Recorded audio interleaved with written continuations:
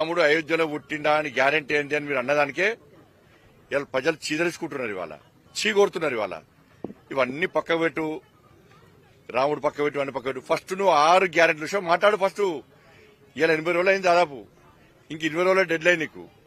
20 రోజుల తర్వాత నువ్వు 6 గ్యారెంటీలు ఎట్లా అమలు చేస్తావు చెప్పాలి. ఫస్ట్ 420 హామీలు ఉన్నాయి కదా, 423 హామీలు, వాటిని కూడా ఎట్లా అమలు చేస్తావు? 100 రోజులు అమలు చేస్తావు నువ్వన్నావు. ఇందిరాగాంధీ ఫోటో పెట్టిర్రు, దానికి 6 నెంబర్ వేసారు. మరి ఇందిరాగాంధీ ఫోటో పెట్టి 6 గ్యారెంటీలు మీరు ఇస్తే ఆ 6 గ్యారెంటీలు 100 రోజులు అమలు చేస్తాన్నారు.